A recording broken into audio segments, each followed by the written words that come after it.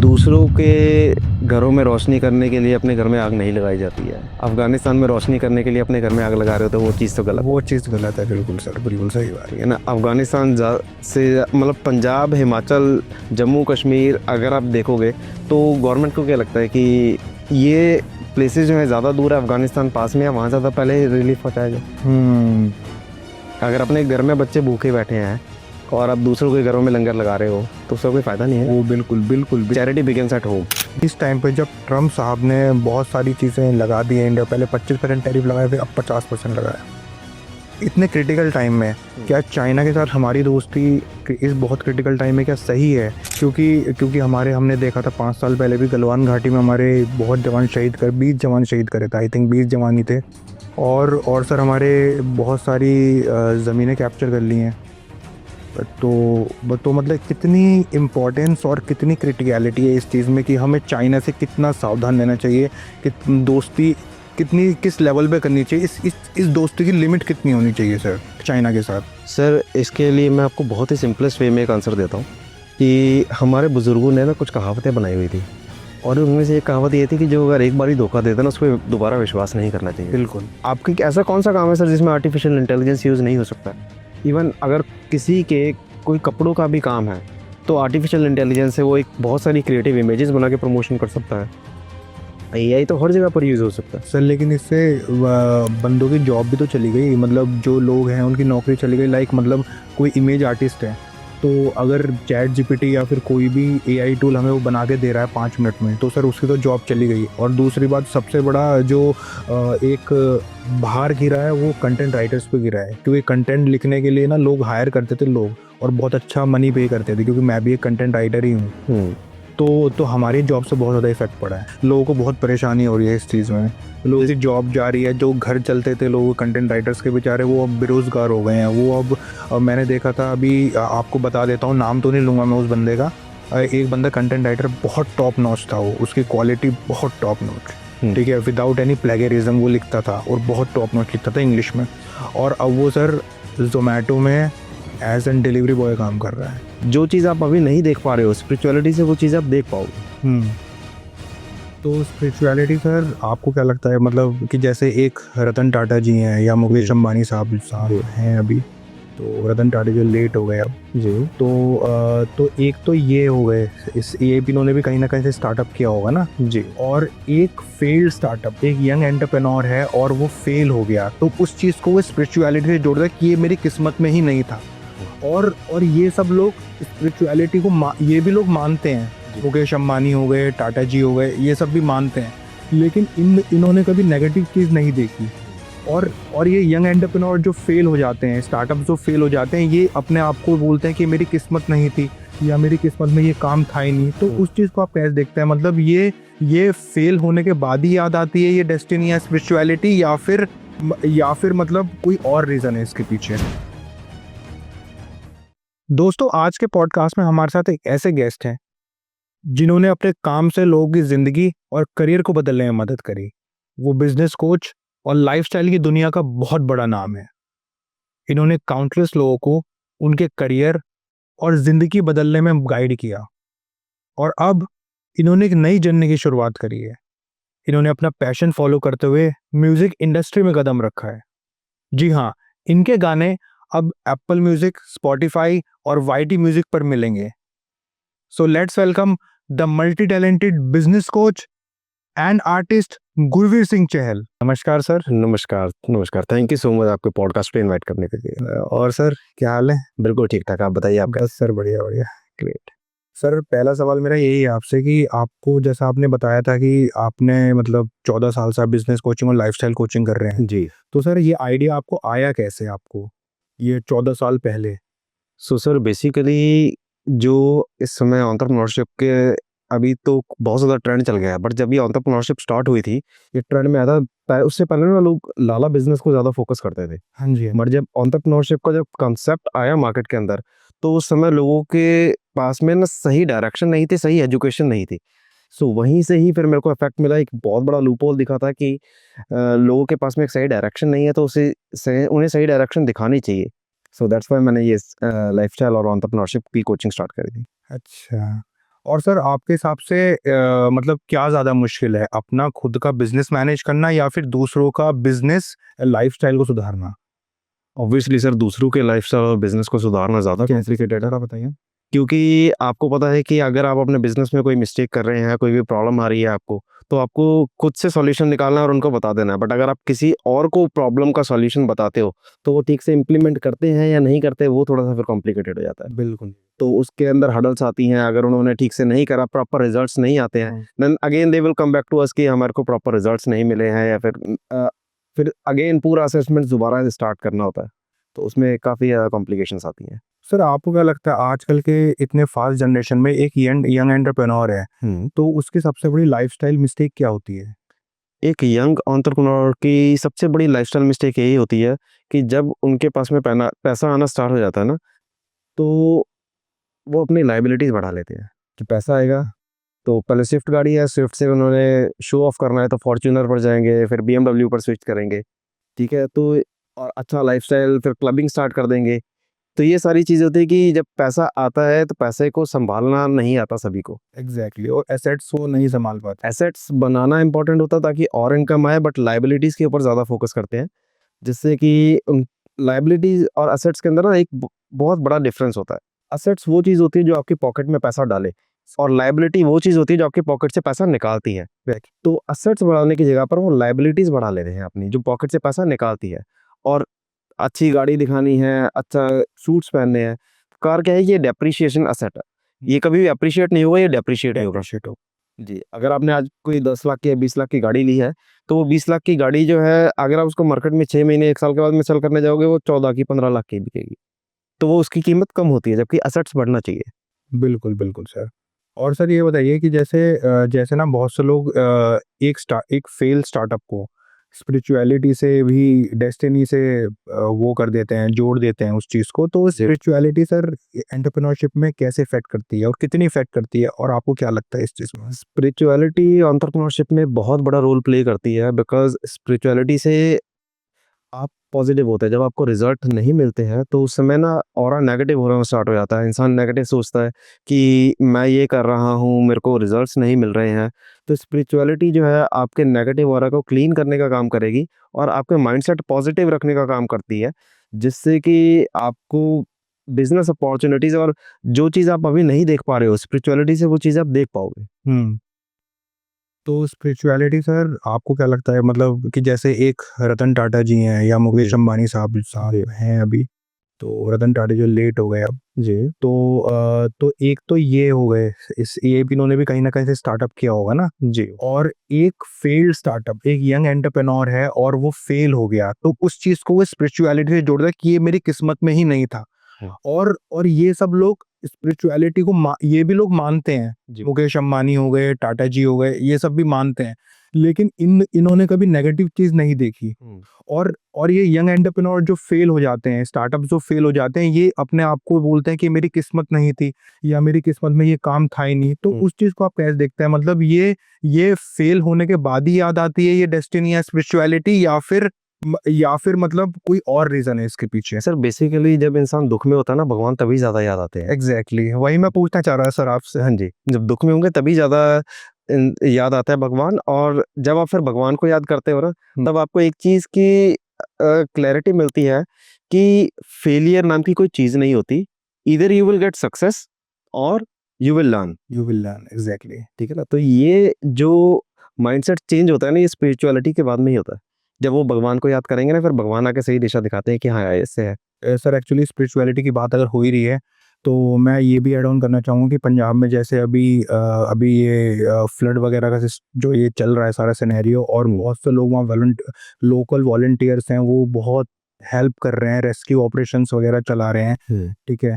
लेकिन हम देख पा रहे हैं सर कि ना ही सेंट्रल गवर्नमेंट की तरफ से कोई हेल्प मिल रही है उन्हें, ना ही स्टेट गवर्नमेंट की तरफ से कोई हेल्प मिल रही है। और सर एक चीज़ और बताइए कि जैसे मैंने ये बोला कि ना सेंट्रल गवर्नमेंट की तरफ से मिल रही है, ना स्टेट गवर्नमेंट की तरफ से मिल रही है। अभी रिसेंटली अफ़गानिस्तान में वो अर्थक्वेक आया था, हुँ, तो वहाँ पे एकदम मदद के लिए इंडियन गवर्नमेंट पहुँच गई। जी। और अपने घर में इतनी सारी चीज़ें हो रही हैं, वहाँ पे क्यों मदद नहीं पहुँचती है? सर मैं आपको एक इतनी लीनियंसी क्यों, मतलब ये अपने घर में और बाहर के देशों में? अभी 2-3 साल पहले या कुछ साल पहले टर्की में भी अर्थक्वेक आया था, सब मेडिसिन वगैरह, पहला देश इंडिया था पहुंचाने वाला, मेडिसिन हो गए और भी जो भी रिक्वायर्ड चीजें थी सारी चीज हमने पहुंचाई। लेकिन अपने घर में ही इतनी ये लीनियंसी क्यों हो जाती है? इसका कारण क्या आपको पॉलिटिक्स लगता है या कुछ और हो सकता है? सर इसके मल्टीपल रीजंस है। पहली बात तो ये है कि पंजाब में इस समय फ्लड आए हुए हैं जिस तरीके से। हाँ, और सर सॉरी इंटरप्ट करने के लिए, एक चीज मैं ऐड ऑन करना चाहूंगा यहाँ पे। We all should pray for Punjab. Punjab के लिए प्लीज प्रे करिए, क्योंकि वहाँ पे बहुत बुरे हालात हैं और बहुत ज़्यादा लोग बेघर हो चुके हैं और बहुत ज़्यादा लोग वहाँ पे सड़कों पे हैं, रो रहे हैं बहुत ज़्यादा। तो और सर एक चीज़ और है, वहाँ पे स्पिरिचुअलिटी वाले लोग बहुत ज़्यादा हैं। बिल्कुल। ठीक है।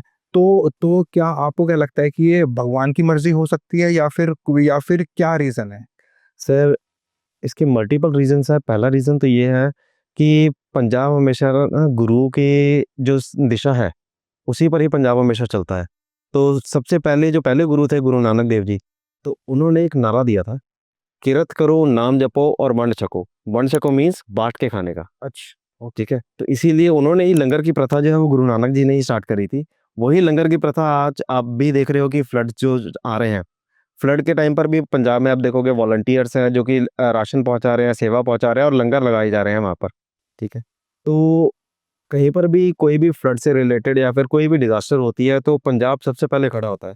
बट ये काफ़ी प्रॉब्लमेटिक चीज़ है कि अभी पंजाब में जब प्रॉब्लम की सिचुएशन आई है तो गवर्नमेंट की तरफ से उतना रिलीफ नहीं मिल रहा है जितना मिलना चाहिए। एग्जैक्ट।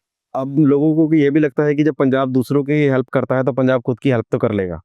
बिल्कुल पर अगर किसी का आग बुझाने का काम है, अगर उसके घर में आग लगेगी इसका मतलब ये तो नहीं फायर ब्रिगेड कुछ ना करे, वो ये सोचे कि आग बुझा ही लेंगे। बिल्कुल बिल्कुल सही बात। ठीक है ना जी? तो ये एक सिनेरियो हो गया। सेकंड चीज़ ये हो गई कि जब सपोर्ट होती है, पंजाब जो है एकजुट होकर हमेशा इकट्ठा होता है। ठीक है ना? ये वॉलंटियर्स भी अभी जो है वो एकजुट होके आ रहे हैं और आप कहीं न कहीं पर देखोगे कि ये जो स्ट्रेंथ है स्पिरिचुअलिटी से ही मिलती है। लंगर हमेशा आप देखोगे गुरुद्वारों में हमेशा लंगर चलता मिलेगा, चाहे कोई भी आए, कोई भी जाए। ठीक है? और यूथ हमेशा से ही पंजाब का जो है ये कहते तो कि 2% है, पर 2% जो है वो 200% से ज़्यादा का काम कर जाते हैं। एग्जैक्टली सर, बहुत ज्यादा सेवा में आगे रहते हैं। सिखिज्म, वो तो खैर वो तो कोई कोई डाउट ही नहीं है इस बात पे तो। एग्जैक्टली एंड अगर आप सिख हिस्ट्री उठा के देखोगे तो हमारे जो पहले गुरु से गुरु नानक देव जी से लेके आज तक भी कितनी शहादतें हुई हैं। जब इंडिया को आज़ाद करवाना था तो सिखों ने सबसे ज़्यादा शहादतें दी थी। तो स्पिरिचुअलिटी ये स्पिरिचुअल पावर्स ही तो हैं जो इतनी ज़्यादा अंदर से एनर्जी लेके आती है। बिना स्पिरिचुअल पावर के कैसे आएगा? एक हिम्मत और हौसला कहाँ से मिलता है इंसान को? बिल्कुल बिल्कुल सर। तो वो तो ये गवर्नमेंट, सेंट्रल गवर्नमेंट से कोई हेल्प मिली तो सर कैसे वहाँ पे वॉलंटियर कैसे बेचारे काम कर रहे होंगे? सर वॉलंटियर्स जितने भी हैं ना वो आपस में ही जैसे फंडिंग इकट्ठी कर लेते हैं। फंडिंग खुद से फंडिंग इकट्ठी करी, बाकी बहुत सारे एनजीओज़ हैं जो कि रिलीफ में आए हुए हैं और बहुत सारे एनआरआईज़ भी हैं, क्योंकि पंजाब से आप देखोगे तो बहुत सारे एनआरआईज़ हैं जो अदर कंट्रीज़ में सेटल्ड है, वेल सेटल्ड है। तो वो वहाँ से भी सपोर्ट भेज रहे हैं एंड अलोंग विद दैट मैं सभी एंटरटेनमेंट इंडस्ट्री के लोगों को थैंक यू करना चाहूँगा कि वो इतना आगे बढ़ के आए। इस समय आप देखेंगे कि पंजाब के सारे सिंगर्स, सारे एक्टर्स, इवन बॉलीवुड से भी सिंगर्स एंड एक्टर्स जो हैं वो सपोर्ट में खड़े हैं। मैंने कल ही देख रहा था, अक्षय कुमार ने 5 करोड़ रुपए डोनेट करे हैं ये पंजाब के लिए। दिलजीत दोसांझ जी ने अभी 10 गाँव को अडॉप्ट करा है कि वो कह रहे हैं कि जितना भी होगा मैं करूँगा। एंड गिप्पी गरेवाल, रंजीत बावा और भी जितने भी बड़े-बड़े सिंगर्स हैं, सभी सपोर्ट में आए हैं। इवन पंजाब का ऐसा कोई भी आर्टिस्ट नहीं होगा जो इस समय सपोर्ट में ना आया हो, चाहे वो ग्राउंड वर्क हो, चाहे वो डोनेशन में हो, चाहे वो हेल्प में हो।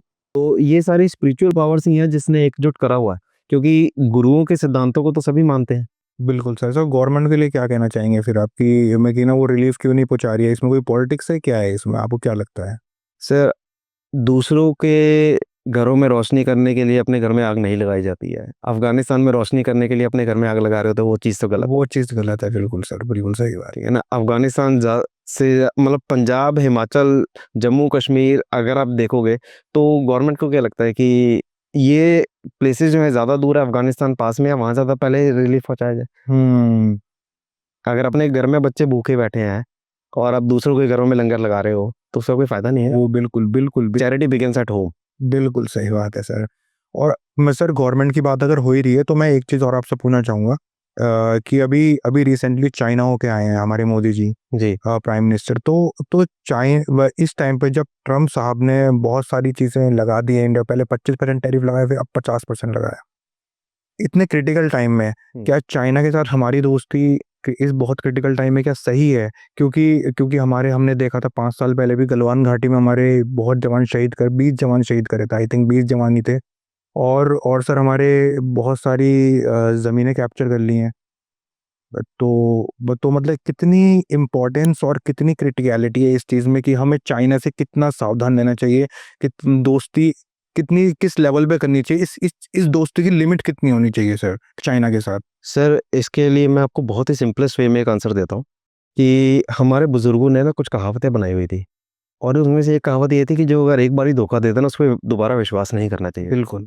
तो इस तरीके से सिमिलरली चाइना पर दोबारा विश्वास तो नहीं करना चाहिए, but in the same time अगर आप देखेंगे तो चाइना जो है वहाँ से हमें कुछ लर्निंग्स भी लेनी चाहिए, क्योंकि इस समय चाइना जो है वो वर्ल्ड का सबसे बड़ा एक्सपोर्टर है।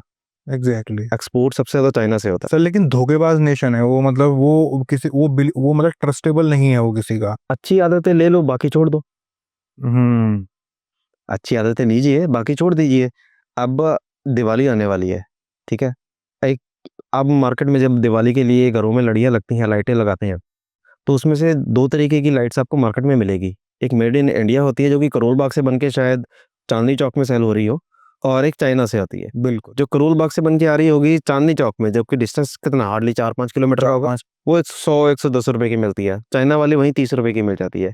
जबकि वो चाइना में बनी, फिर शिप के थ्रू इंडिया आई, यहाँ पर कस्टम ड्यूटी लगी, और पोर्ट से फिर लोकल मार्केट तक भी पहुंच रही है, उसकी भी ट्रांसपोर्टेशन कॉस्ट है, तब भी 30 रुपए।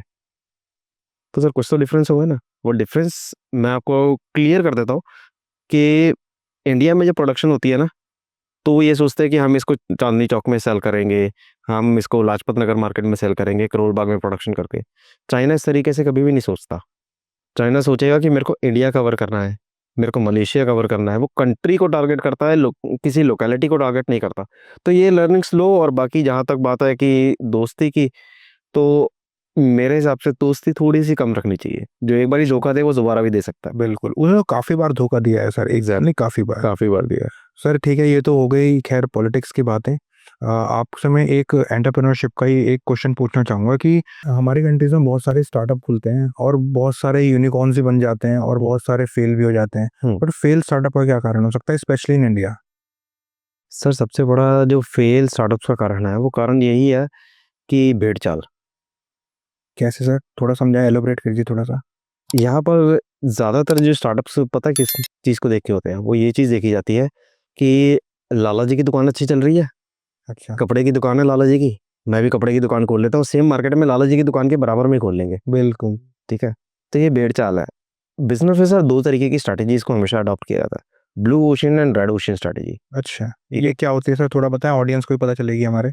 सर जो ये स्ट्रैटेजीज है, फॉर एग्जांपल कि अगर ब्लू ओशन स्ट्रैटेजी की बात करें, तो ब्लू ओशन स्ट्रैटेजी वो हो गई कि जो अभी करंट में ट्रेंड चल रहा है, आप उसी के ऊपर फोकस कर रहे हैं, एंड उसी ट्रेंड में ही चल रहे हैं। जो लाला जी कर रहे थे वही हम कर रहे हैं, वही और कर रहे हैं। कपड़े की दुकान खोल ली है कपड़े की मार्केट में, वही कैटेगरी उन्हीं के पास में है, वही आपके पास है, और वही अलग है। जबकि इस तरीके से कभी भी आपको सक्सेस मिल ही नहीं पाएगी, क्योंकि आप कुछ भी यूनिक नहीं कर रहे हो। वही डिज़ाइंस औरों के पास में भी हैं, वही डिज़ाइंस आपके पास में भी हैं, तो आपको सक्सेस कैसे मिलेगी? जिन जो लोग पुराने 10 साल 15 साल 20 साल से मार्केट में बैठे हैं, वो अपनी मार्केट बना चुके हैं, और अगर आप नई उसी चीज़ को लेके आप दोबारा सेम मार्केट में कूदोगे तो आपको सक्सेस नहीं मिलने वाली।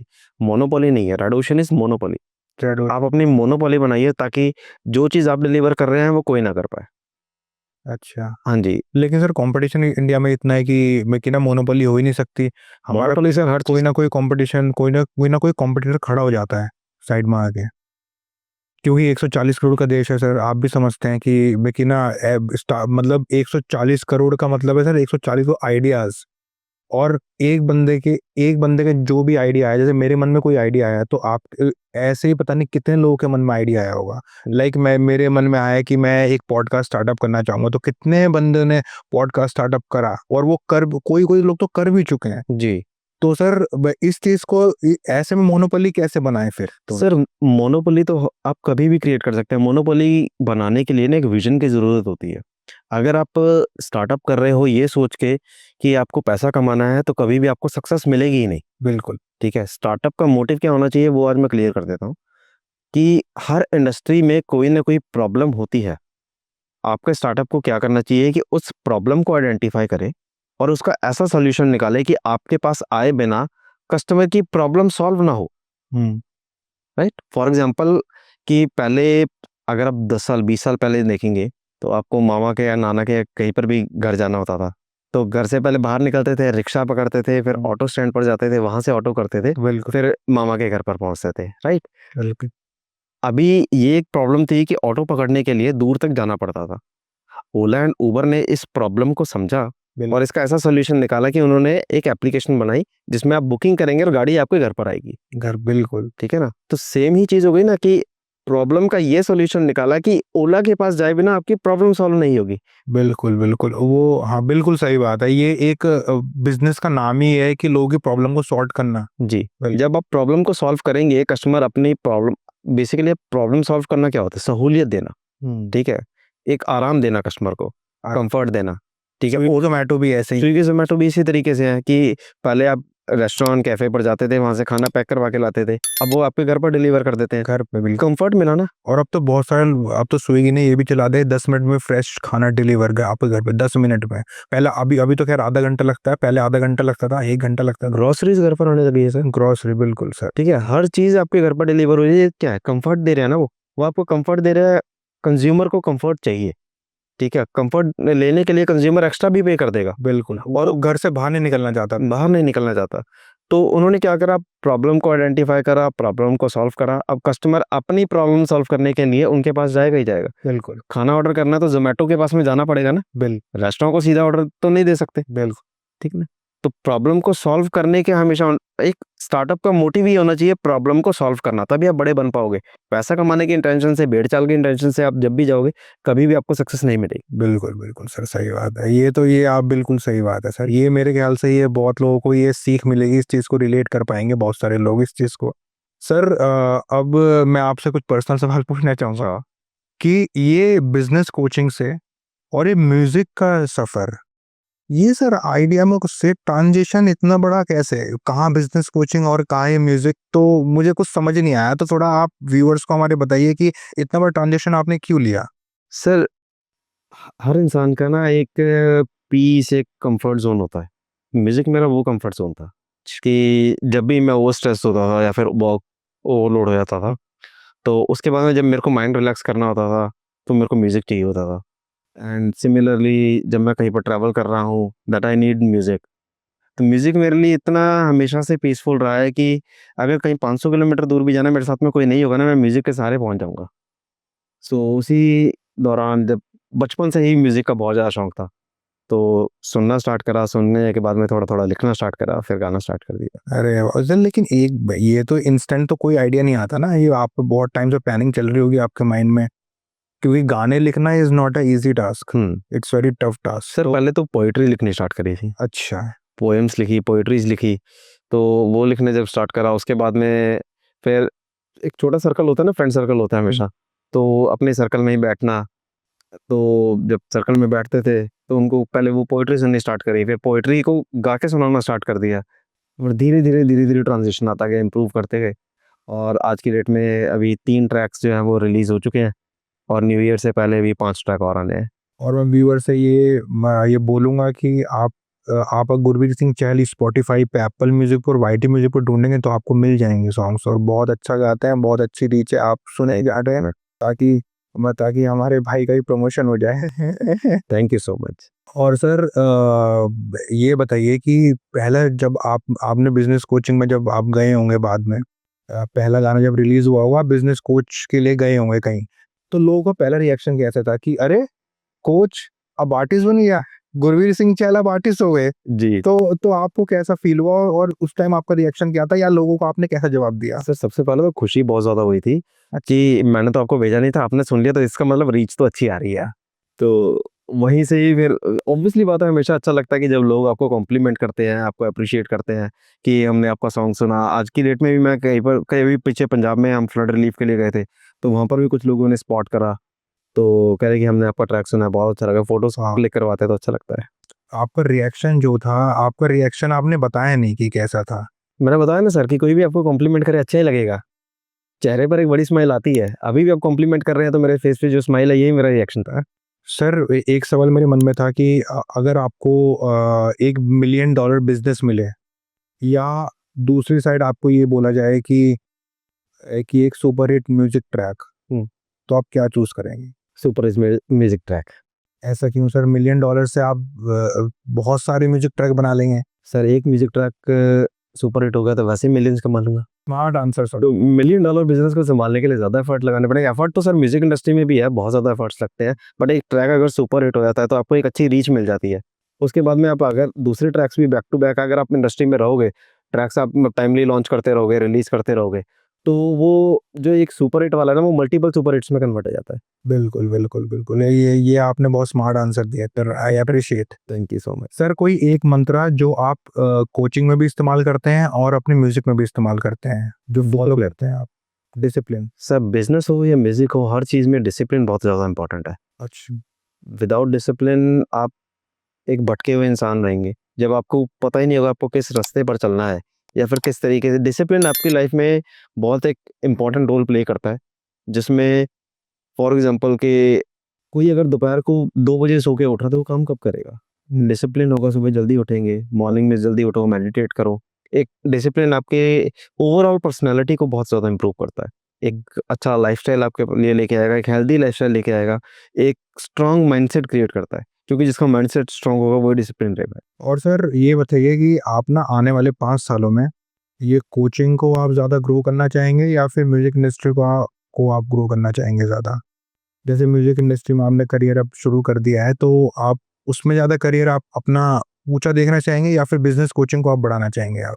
सर बिज़नेस कोचिंग तो चलती रहेगी, पर मैं म्यूज़िक के अंदर अपने आप को ज़्यादा बड़े स्केल पर देखना चाहूँगा। अच्छा। बिज़नेस कोचिंग तो चलती रहेगी, ऑब्वियसली बात है। अगर एक लेडी का एग्ज़ाम्पल लेते हैं। सर लेकिन फोकस तो एक पे ही करना पड़ेगा ना। क्यों सर? अगर एक लेडी होती है, तो वो माँ भी होती है, वो बहन भी होती है, वो बहू भी होती है, बीवी भी होती है। सर लेकिन ये रिलेशन की बात हो गई है, तो तो ये बिज़नेस या फिर म्यूज़िक इंडस्ट्री से भी तो रिलेशन ही होता है ना सर। ये तो आपकी पर्सनैलिटी और लाइफ़ का पार्ट है ना। हाँ, बिजनेस कोच और म्यूजिक, क्योंकि मैं इसलिए आपसे सवाल कर रहा हूँ क्योंकि ना बहुत बड़ा ट्रांजिशन आपने लिया है अपनी लाइफ में, कि एक बिजनेस कोच, कहाँ बिजनेस कोच और कहाँ म्यूजिक। तो इसलिए मैं पूछ रहा हूँ कि इतना बड़ा ट्रांजिशन आपने क्यों लिया, और दूसरा ये दोनों एक दूसरे रिलेट नहीं करते हैं, तो आप दोनों काम एक साथ कैसे करेंगे? और आने वाले समय में आप बिजनेस कोचिंग को बढ़ाना चाहेंगे, या फिर आप म्यूजिक को? मैं वही तो सर आप रिवर्ट करा कि एक लेडी होती है, अगर जब तक हाँ। वो अनमैरिड है, ठीक है, शी इज़ अ डॉटर, हम्म। ठीक है? उसके बाद में जैसे ही शादी होती है, तो सबसे बड़ा ट्रांज़िशन तो एक लेडी की लाइफ़ में तभी आया था कि अपना घर छोड़ के दूसरे घर में जाना, बिल्कुल बिल्कुल, ठीक है? सही बात है। बहू बनती है। इतना बड़ा ट्रांज़िशन अगर पूछो कि वो तो हर लड़की लेती है, तो उनसे पूछो कैसे कर लेते हो आप? तो ये तो माइंड की पावर है ना। उसके बाद में फिर वहाँ पे जाएगी, वो बहू बनेगी, और बहू बनने के बाद में फिर वो मदर बनती है। तो अगर आप बोलोगे किसी एक चीज़ पर फ़ोकस करना हो एक लेडी से पूछो तो किस पर करोगे? तो कोई जवाब नहीं है।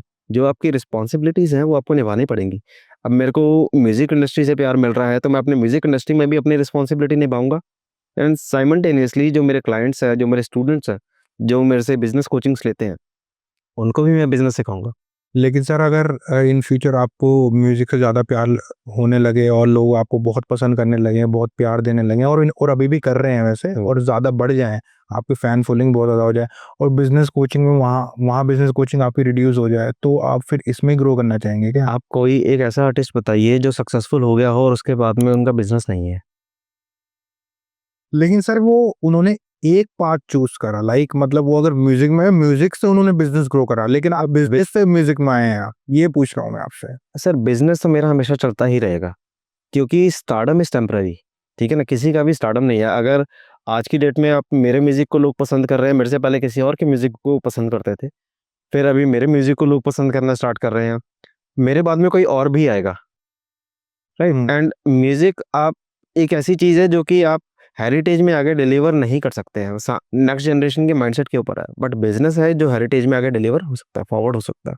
तो बिजनेस मेरा हमेशा साथ में चलता रहेगा, बिजनेस को मैं कभी क्लोज नहीं करूंगा, चाहे म्यूजिक में मैं जितना बड़ा स्टार बन जाऊं। अच्छा, मतलब इसने आपने सोच रखा है कि 5 साल बाद, 5 साल बाद, और हाँ एक चीज़ और बताइए कि आपको 5 साल बाद या 10 साल बाद या 15 साल बाद आपको किस नाम से लोग जानना चाहेंगे? मतलब आप क्या चाहते हैं कि किस नाम से लोग आपको जाने, लाइक आर्टिस्ट गुरवीर सिंह चहल या फिर coach Gurvir Singh Chahal? Artist. Artist. और सर एक चीज़ और बताइए, लास्ट, लास्ट क्या मतलब लास्ट नॉट द लीस्ट, कि सर अब एआई, आर्टिफिशियल इंटेलिजेंस, एआई बहुत बूम कर रहा है। तो सर ये बताइए कि अब रोबोट्स जो हैं वो कह रहे हैं, लोग बहुत ये कह रहे हैं कि अब रोबोट्स जो हैं वो मैन पावर को रिड्यूस करने वाले हैं आने वाले 5 सालों में या 10 सालों में।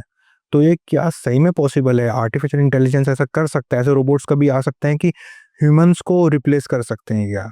सर रोबोट्स बनाने वाला कौन है? नहीं, रोबोट्स बनाने वाले इंसान। ह्यूमंस है। एग्जैक्ट। रोबोट्स को ऑपरेट करने वाला कौन है? ह्यूमंस। ह्यूमंस हैं। ठीक है। और अब जैसे आपने बोला कि आर्टिफिशियल इंटेलिजेंस है, आर्टिफिशियल इंटेलिजेंस सर एक ये ऐसी टेक्नोलॉजी है। आर्टिफिशियल इंटेलिजेंस क्या है? It is a technology. It's a technology और टेक्नोलॉजी, हाँ जी। और टेक्नोलॉजी क्या रोल प्ले करती है? टेक्नोलॉजी आपके 10 घंटे के काम को 10 मिनट में कर देगी, राइट? तो ये आपको फास्ट लाइफ के अंदर फास्ट फॉरवर्ड कर रही है टेक्नोलॉजी, राइट? आप तेजी से मूव कर पाएंगे इसमें। बस ये चीज होती है कि जिसको नहीं आता है, जो सीखना नहीं चाहता है, जो अपने पुराने ओल्ड कल्चर में चलना चाहेगा, तो उसको ऑब्वियसली बात है उसको अफेक्ट तो होगा ही होगा। बिल्कुल। पुराने बुजुर्गों ने भी कहा है कि बदलाव प्रकृति का नियम है। तो बदलाव जब आए तो बदलाव को अडॉप्ट करना चाहिए। अगर आपकी ऐसा कौन सा काम है सर जिसमें आर्टिफिशियल इंटेलिजेंस यूज नहीं हो सकता? इवन अगर किसी के कोई कपड़ों का भी काम है तो आर्टिफिशियल इंटेलिजेंस से वो एक बहुत सारी क्रिएटिव इमेजेस बना के प्रमोशन कर सकता है। एआई तो हर जगह पर यूज हो सकता है। सर लेकिन इससे बंदों की जॉब भी तो चली गई, मतलब जो लोग हैं उनकी नौकरी चली गई। लाइक मतलब कोई इमेज आर्टिस्ट है, तो अगर चैट जीपीटी या फिर कोई भी एआई टूल हमें वो बना के दे रहा है 5 मिनट में, तो सर उसकी तो जॉब चली गई। और दूसरी बात, सबसे बड़ा जो एक भार गिरा है वो कंटेंट राइटर्स पे गिरा है, क्योंकि कंटेंट लिखने के लिए ना लोग हायर करते थे लोग, और बहुत अच्छा मनी पे करते थे, क्योंकि मैं भी एक कंटेंट राइटर ही हूँ। तो हमारी जॉब से बहुत ज़्यादा इफेक्ट पड़ा है। और सर अभी मैं आपको बता दूं आर्टिफिशियल इंटेलिजेंस की मैंने क्यों जिक्र किया, क्योंकि सर अभी बहुत सारी कंपनी ने ले ऑफ किया है। अमेजोन ने शायद 800 लोगों को निकाला है अभी, और उनकी जगह रोबोट्स को हायर किया है। इसलिए मैंने आपसे पूछा था कि रोबोट्स क्या ह्यूमन मैन पावर को रिड्यूस करेगा आने वाले 5 साल में और ज़्यादा? बिल्कुल नहीं सर। अगर आप चेंज इन कल्चर को अडॉप्ट करते हो तो बिल्कुल भी आप रिड्यूस नहीं हो। आपको ले ऑफ कभी भी नहीं किया जाएगा और मैन पावर को रिड्यूस बिल्कुल नहीं किया जाएगा। लाइक आपका कहना है कि स्किल अपग्रेड कर देनी चाहिए? ऑब्वियसली बात है सर कि कोई नई चीज़ मार्केट में आ रही है तो उसको सीखो ना, उसको सीखो और सीख के उसको सही तरीके से यूटिलाइज करिए। ठीक है। फॉर एग्जांपल जैसे आपने बोला कि कंटेंट राइटर्स को प्रॉब्लम हो रही है, ठीक है। कंटेंट राइटर्स चैट जीपीटी या फिर अदर एआई टूल से न्यू कॉन्सेप्ट्स भी तो लिखवा सोच सकते हैं ना कि हमें न्यू कॉन्सेप्ट्स दीजिए जिसके ऊपर सर हर काम मशीन नहीं कर पाएगी। टू बी ऑनेस्ट, हर काम मशीन नहीं कर पाएगी। सर लेकिन भाई बहुत कुछ तो कर ही रही है सर, हर काम नहीं बहुत कुछ कर रही है, जिसमें लोगों को बहुत परेशानी हो रही है इस चीज़ में। लोगों की जॉब जा रही है, जो घर चलते थे लोग कंटेंट राइटर्स के बेचारे, वो अब बेरोजगार हो गए हैं। वो अब मैंने देखा था अभी, आपको बता देता हूँ, नाम तो नहीं लूंगा मैं उस बंदे का। एक बंदा कंटेंट राइटर बहुत टॉप नॉच था, वो उसकी क्वालिटी बहुत टॉप नॉच, ठीक है, विदाउट एनी प्लेगरिज्म वो लिखता था और बहुत टॉप नॉच लिखता था इंग्लिश में। और अब वो सर जोमेटो में एज एन डिलीवरी बॉय काम कर रहा है, क्योंकि उसके 2 बच्चे हैं, एक बीवी है, और उसका खर्चा नहीं चल रहा है बिल्कुल भी। तो इसलिए ही मैंने क्वेश्चन पुट अप किया था कि ये ह्यूमन मैन पावर को रिड्यूस कर रहा है और आने वाले समय में और ज़्यादा करेगा। सर जब भी चेंज आता है ना, जो चेंज को अडॉप्ट कर लेता है वो सक्सेसफुल हो जाता है। आप फॉर एग्जांपल आपने किसी का एग्जांपल लिया, ठीक है, कि वो कंटेंट राइटर थे और उनको प्रॉब्लम आने लगी, ठीक है।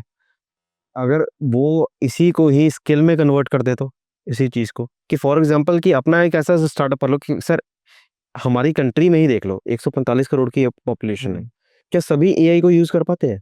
नहीं, बिल्कुल नहीं सर, सबको यूज़ करना आता है एआई? बिल्कुल भी नहीं सर। लेकिन अपॉर्चुनिटी इसमें रखी है ना, लेकिन आने वाले समय में आ जाएगा। अभी सर अपॉर्चुनिटी है कि आप अपनी ही कंपनी ऐसा ही स्टार्टअप कर लीजिए ना जो एआई का यूज़ करके लोगों के काम को जल्दी डिलीवर करके दे दे। बिल्कुल बिल्कुल, ये बात आपने बिल्कुल सही कही सर। जब भी कोई नई चीज़ आती है उसमें अपॉर्चुनिटी हमेशा होती है। एक नज़रिए की बात होती है कि या तो आपको रोना है या हँसना है, ठीक है ना? कहते हैं 4 दिन की ज़िंदगी है, जो मज़े ले गया सो ले गया, जो रह गया सो रह गया। तो मज़े लेना सीखो ज़िंदगी के। बिल्कुल सर, जैसे आप सर बिज़नेस कोच हैं, तो सर आजकल के लोग ना बहुत स्ट्रेसफुल हैं, बहुत ज़्यादा, मतलब बिज़नेस में लॉस हो गया या फिर घर में कुछ प्रॉब्लम चल रही है उनके, तो स्ट्रेस है। तो सर आप कैसे उनको कोच करते हैं स्ट्रेस फ्री होने के लिए और बिज़नेस लाइफ़स्टाइल को आगे बढ़ाने के लिए? तो आप कैसे उन्हें कोच करेंगे? अगर कोई आपके पास स्ट्रेस वाला बंदा आया, एंजाइटी हुई उसे या फिर डिप्रेशन हुआ, हुँ। तो उनको आप कैसे बाहर निकालेंगे और आने वाले, और आप कैसे मोटिवेट करेंगे कि मूव ऑन करो, move on from here now? Sir इसमें 2 से 3 चीज़ें बहुत बड़ी फैक्टर और बहुत बड़े रोल प्ले करते हैं। पहली चीज़ तो ये है कि स्पिरिचुअलिटी, भगवान से जब आप जुड़ोगे तो ऑब्वियसली बात है आपका डिप्रेशन कम होगा। बिल्कुल। सेकंड चीज़ ये मेडिटेशन, मेडिटेशन से आपको अपने दिमाग को काम करना आएगा। कि जब आप दिमाग ब्रेन को किस तरीके से रिलैक्स करना, आप चैंट करेंगे, आप ओम का चैंट करेंगे या फिर किसी भी तरीके से आप चैंट करते हैं, तो चैंटिंग आपके जो थॉट्स आ रहे हैं, बहुत सारे मल्टीपल थॉट्स, जब आदमी डिप्रेस होता है उसके दिमाग में बहुत सारे मल्टीपल थॉट्स आते हैं। उन थॉट्स को कंट्रोल करने का काम करेगा मेडिटेशन, चैंटिंग वो काम करती है। थर्ड, मोटिवेशन के लिए केस स्टडीज़ बहुत ज़्यादा इंपॉर्टेंट होती है, कि जो लोग सक्सेसफुल हुए, वो कहाँ से चालू हुए थे, उनके लाइफ में क्या-क्या प्रॉब्लम्स आई थी, राइट? बल्ब का आविष्कार भी सर 10,000 फेलियर्स के बाद में हुआ था। 10 10,000। 10,000 अटेम्प्ट्स के बाद में जो है फिर बल्ब जो है वो इन्वेंट हुआ था। सर मैंने तो सुना था कि 100 या 200 बार। 10,000 failure attempt. 10,000, oh my Exactly. God, it's a big number. Exactly sir, इतने में तो कोई बंदा डिप्रेस्ड हो जाए। बिल्कुल। 10,000 फेल अटेम्प्ट्स के बाद में बल्ब इन्वेंट हुआ था। अच्छा, ओह वाओ! सर लाइफ तो एक जर्नी है ना, आपको भगवान ने जितनी सांसें दी हैं, उतनी आपको लेनी ही पड़ेंगी, उससे पहले आप जा नहीं सकते हो। तो वो आपके ऊपर डिपेंड करता है कि चाहे रो के वो सांसों को काटो, चाहे हँस के। बिल्कुल, बिल्कुल, बिल्कुल। या तो डिप्रेस हो जाओ या फिर सैड मोमेंट में भी जो लोग हैप्पी रहेंगे, तो वो हमेशा सक्सेसफुल होते सर चलो आज के पॉडकास्ट हम लास्ट क्वेश्चन रखते हैं अब, हैं। जी। कि आप एक गोल्डन रूल बता दीजिए जो कोई भी स्टार्टअप अपने, अगर इस वाले रूल को अगर अपने स्टार्टअप में इम्प्लीमेंट करे हुँ, और वो सक्सेसफुल हो जाए और इन फ्यूचर कभी फेल ना हो, जी। तो सर थोड़ा-सा आप बता दीजिए या फिर कोई रेमेडी ऐसी बता दीजिए जो स्टार्टअप को बहुत फ़ायदेमंद हो? सर स्टार्टअप्स के लिए ना सबसे ज़्यादा इम्पोर्टेंट जो चीज़ होती है वो होता है डेटा। हुँ, एंड लोग वहीं पर ही लैग करते हैं, कभी भी डेटा मैनेज नहीं करते या फिर डेटा क्रिएट नहीं करते हैं। स्टार्टअप करने से पहले आपको जो चीज़ें फ़ोकस करनी होती है, वो काफ़ी सारे वो 5-6 फैक्टर्स हैं, जिसके ऊपर कोई भी फ़ोकस नहीं करता है। अगर आपको किसी को पूछना हो कि आप स्टार्टअप क्यों कर रहे हैं? जवाब आएगा, मैंने बहुत से लोगों से पूछा, बहुत सारे स्टूडेंट्स भी मेरे ऐसे रहे हैं, कि आप स्टार्टअप क्यों करना चाहते हो? जवाब आता है पैसा कमाने के लिए। तो मैं बोलता हूँ कि ठीक है, ये एक चाय का कप है, खाली है, मैंने चाय पी ली, इसको उठा के वहाँ रख दो। उन्होंने उठा के बस उसकी पोज़ीशन चेंज कर दी। मैंने ₹10 दिए और मैंने बोला कि ठीक है, कमा लिया पैसा। तो आपका मोटिव तो पैसा कमाना ही था। तो ₹10 आपने कमा लिया तो क्या इससे संतुष्ट हो आप? ठीक है। तो लोगों को ना एक डेटा जो है वो बहुत ज़्यादा एक इम्पोर्टेंट रोल प्ले करता है। सबसे पहली चीज़ तो आपको ना अपना का एम पता होना चाहिए कि आप क्यों कर रहे हो? आप कहाँ पर पहुँचना चाहते हो। Aim is your destination sir. ठीक है? जहाँ पर आप पहुँचना चाहते हो वो एम बहुत ज़्यादा एक रोल प्ले करता है। सेकंड चीज़, आप इस समय कहाँ पर खड़े हो, ठीक है? आपकी करंट सिचुएशन क्या है? क्योंकि आपको पता होगा ना, फॉर एग्ज़ाम्पल कि मुंबई जाना है, तो अभी आप दिल्ली में हो। मुंबई जाना इज़ योर एम, अभी आप दिल्ली में हो, ठीक है? तो ये आपकी रियलिटी हो गई कि अभी आप दिल्ली में हो। और उसके बाद में 3 सवाल आते हैं कि क्या करना है, क्यों करना है और कैसे करना है? बिल्कुल, बिल्कुल, ये बात सही है सर। ये बहुत इंपॉर्टेंट है कि आप क्या काम करना चाहते हो, क्यों इस काम को करना चाहते हो और कैसे आप इस काम को करना चाहते हो। ये सारे सवाल जो है आपको खुद से पूछने पड़ेंगे कि अगर आपने जो आपने एम को अचीव कर लिया तो लाइफ़स्टाइल कैसा रहेगा, अचीव नहीं कर पाए तो लाइफ़स्टाइल कैसा रहेगा। हुँ, क्या पॉजिटिव चीज़ें रहेंगी लाइफ़ में, क्या नेगेटिव चीज़ें होंगी उस समय अगर आप अचीव नहीं कर पाते हैं। क्या अच्छा होगा, क्या बुरा होगा, क्या चेंजेज़ आएँगे, हमारी लाइफ़ कैसी होगी, हम फैमिली को किस तरीके की लाइफ़ डिलीवर कर पाएँगे, ये आपको पता होना चाहिए। ठीक है? उसके बाद में जब आपने ये सारी चीज़ें कर ली तो दिल्ली से अभी मुंबई जाना है एम, दिल्ली अभी रियलिटी है। तो उसके बाद में आपको ना फिर अलग-अलग ऑप्शंस जो है वो एक्सप्लोर करने बहुत ज़्यादा इम्पोर्टेंट है, बिल्कुल। कि कौन से रूट से आ सकते हैं। आप बाय ट्रेन भी जा सकते हैं, बाय रोड भी जा सकते हैं, अपनी कार से, बसेस बदल-बदल के भी जा सकते हैं, बाय फ्लाइट भी जा सकते हैं। तो जो राइट ऑप्शन हो, मतलब सारे ऑप्शंस लिखने बहुत ज़्यादा इम्पोर्टेंट है। उसके बाद में जो राइट ऑप्शन हो, उस ऑप्शन के ऊपर चलने की स्ट्रैटेजी बनाइए कि फॉर एग्जांपल आपने बोला flight is the best way कि दिल्ली से मुंबई जाने के लिए। अब क्या स्ट्रैटेजी होगी कि हमने पहले ऑनलाइन जाएँगे, टिकट्स बुक करेंगे, अपना लगेज पैक करेंगे, उसके बाद में हम कैब बुक करेंगे, एयरपोर्ट जाएँगे, ये सारे स्टेप्स हैं ना। सर लेकिन एक चीज़ इसमें और भी है ना कि अगर मान लीजिए किसी को फ्लाइट अगर उसने सोचा कि मुझे फ्लाइट से जाना चाहिए, कि जल्दी पहुँचना है, तो उसमें फिर बाद में फंड्स की भी तो बात आ जाती है ना कि फ्लाइट चलेगी है, लेकिन टाइम लगेगा लेकिन जल्दी जाना है, उसे जल्दी जाना है तो ट्रेन से वो क्या है बहुत 18-20 घंटे लगेंगे। सर हर चीज़ का ना एक रूट है और एक टाइमलाइन तो हर चीज़ की है ना। अगर मैं आपको बोलूँ कि आप दिल्ली से भाग के मुंबई चले जाइए, आपके पास में बिल्कुल पैसे नहीं है और 2 दिन में आप मुंबई पहुंच जाइए, भाग के कभी भी नहीं पहुंच पाएंगे। तो प्रैक्टिकल चीज़ भी तो कुछ चीज़ होती है ना। बिल्कुल। Practicality is very important. ठीक है, उसके बाद में जब स्टार्टअप कर लेते हैं इन सब चीज़ों को ध्यान में रखिए, डेटा बनाइए अपना, जितना ज़्यादा आप डेटा बनाएंगे, जितना ज़्यादा ब्रेनस्टॉर्मिंग करेंगे उतना आपके लिए अच्छा रहेगा। ये बिफोर द स्टार्टअप है। उसके बाद में जब आप स्टार्टअप आप कर चुके हैं, उस टाइम पर आपको हमेशा एक गोल्डन रूल को फॉलो करना है, विच इज़ कि हफ्ते में 1 दिन आप हमेशा ज़रूर निकालिए, जिसमें आप पूरा अपने लास्ट वीक का असेसमेंट करिए कि पिछले हफ्ते में क्या अच्छा हुआ था, क्या बुरा हुआ था और क्या इम्प्रूव करना है। अच्छा। जब आप ये अच्छा क्या हुआ वो आपको मोटिवेट करेगा, बुरा क्या हुआ वो आपको पता चल जाएगा तो उसको इम्प्रूव करना है। जब आप इसको रखेंगे, इस इम्प्रूव करना है, कैसे करना है, जब वो पूरी स्ट्रैटेजी आप बनाएँगे, तो हर हफ्ते आपका स्टार्टअप पिछले हफ्ते से ज़्यादा बेटर बनेगा। मतलब आप कह रहे हैं step by step. Step by step ही होगा सर। ऐसे कोई भी सीढ़ी नहीं है, ऐसी कोई भी लिफ्ट नहीं है जो नीचे से सक्सेसफुल बना सके। बिल्कुल, बिल्कुल। ये तो बात है, लोहा भी पहले तपता है उसके बाद वो चमक के आता है। बिल्कुल। तो डेटा बनाओ, एनालिसिस करो और पॉजिटिव चीज़ों को, लोगों को जब रिजल्ट्स मिलते हैं ना तो वो पॉजिटिव बहुत ज़्यादा होते हैं। ठीक है, वो पॉजिटिव होने के साथ में आप नेगेटिव चीज़ों के ऊपर भी फोकस करिए और 3 चीज़ों पर फोकस करिए जिसको M3 फार्मूला बोला जाता है। First aim is money making. ठीक है, ऑब्वियसली बात है जब आप स्टार्टअप करोगे तो पैसा कमाओगे। ठीक है, इस यहाँ तक सब बहुत ईज़िली लोग मैनेज कर लेते हैं। सेकंड एम आता है मनी मैनेजमेंट। Money management. वहाँ पर लोग अपनी लायबिलिटीज़ बढ़ा लेते हैं और ठीक से मैनेज नहीं कर पाते हैं। हाँ। तो ये money management is very important and जो थर्ड एम है that is absolutely very very important, that is money multiplication. Money, हाँ। तो पैसा कमाना सीखिए आप, पैसे को मैनेज करना सीखिए और मैनेज करके पैसे को मल्टीप्लाई करना सीखिए। सर लायबिलिटीज बढ़ाने का ये भी तो कारण हो सकता है कि इसका क्या कारण है? आपको क्या लगता है कि शो ऑफ है? मतलब ऑब्वियस तो लोगों को दिखाने के चक्कर में कि स्टार्टअप से मैंने ये गाड़ी खरीद ली। सर, होंडा सिटी में भी आप 1 घंटे में ही पहुँचोगे। इंडिया है ना, 100 से ऊपर क्या ही चलाओगे हाईवे पर। बिल्कुल। और BMW चाहे आप उसकी स्पीड 330 की हो, आप चला तो पाओगे नहीं ना, जाओगे तो 100 की स्पीड में। क्योंकि सड़कें ही वैसी ही हैं। सड़कें नहीं है और ऊपर से गवर्नमेंट के रूल्स एंड पॉलिसीज है ना, चालान हो जाएंगे। बिल्कुल। कोई हाईवे की लिमिट ही 100 की है, 150 पर चलाओगे तो चालान आएगा ना। बिल्कुल, बिल्कुल, ये बात सही कह रहे तो होंडा सिटी में भी 100 पर चलाना है तो BMW में भी 100 पर चलाना है, तो क्यों अपनी लायबिलिटी बढ़ा रहे हो?